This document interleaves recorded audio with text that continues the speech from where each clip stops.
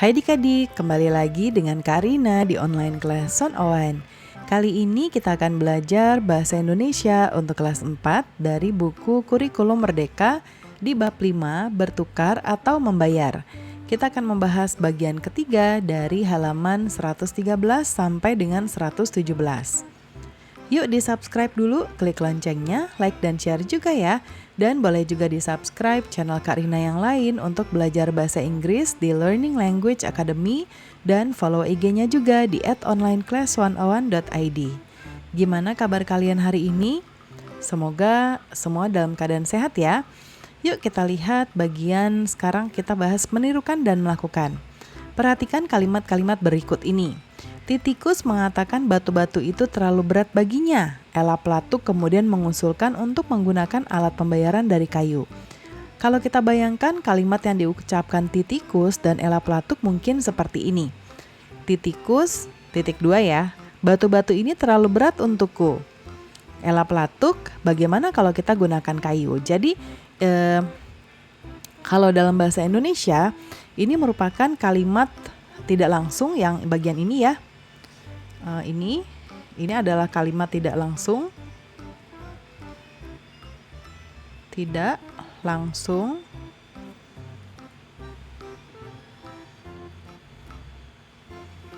Langsung. Kalau yang ini merupakan kalimat langsung. Jadi seolah-olah orang lain mengatakannya ya. Jadi yang dalam tanda petik ini adalah ucapan yang diucapkan oleh orang yang ada di sini. Kalimat langsung. Nah, kemudian cobalah kembali baca cerita ditukar dengan apa. Bayangkan kalimat yang mereka ucapkan. Silakan kembangkan imajinasi kalian untuk membuat percakapan asalkan masih sesuai dengan cerita. Untuk membantu kalian, buatlah tabel seperti di bawah ini. Nanti nama hewannya apa, jenis hewannya apa, lalu kalimat yang diucapkannya apa. Nah, Karina sudah buatkan ya. Pertama, kakancil. Hewannya kancil. Maukah kau menukar kangkungmu dengan jagungku ini? Lalu yang kedua ada bebek ya. Tentu kawan, aku juga membutuhkan jagungmu untuk anak-anakku. Lalu Ella Platuk, ke kelinci, maukah kau menukar bungamu dengan sendok kayuku ini? Lalu ke kelinci, maaf Ella, aku sudah memiliki beberapa sendok kayu hasil pertukaran dengan teman yang lainnya. Lalu hen ayam, Ella, maukah kau menukar vas bungamu dengan ubiku ini? Lalu Ella Platuk, maaf hen, aku tidak membutuhkan ubimu, coba tawarkan ke teman yang lainnya. Lalu Titikus, hen, maukah kau menukar ubimu dengan jamurku? Lalu kata hen ayam, maaf Ti, aku tidak membutuhkan jamur saat ini. Lalu kata Ella Platuk, teman-teman, aku mengusulkan bagaimana kalau kita menggunakan kayu sebagai alat pembayaran. Lalu beru-beruang, wah bagus sekali idemu Ella, aku menunjuk kau sebagai penanggung jawab pembuatan uang kayu ini. Saangsa, Pak Beru, bolehkah saya membantu Ella untuk menggambari uang tersebut? Lalu beru-beruang, silakan Saangsa, saya sangat senang kalau kamu ini mau membantu Ella. Titikus, aku sangat menginginkan kacang itu, namun aku hanya memiliki uang bergambar pisang. Bagaimana cara menukarkannya? Lalu kata kakancil, aku juga membutuhkan 2 buah wortel, tapi uang yang aku miliki untuk membeli 4 buah wortel. Bagaimana cara mengembalikan uang sisaku? Uang ini tidak bisa dibagi 2. Lalu kata Saangsa, teman-teman, aku mengusulkan agar uang tersebut tidak menggunakan gambar. Bagaimana kalau menggunakan angka 1, 2, 3, 4, atau 5?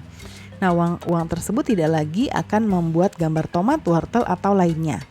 Lalu kata Ella Platuk, baiklah teman-teman, sesuai hasil musyawarah, aku akan membuat uang dengan 3 ukuran berbeda, kecil, sedang, dan besar.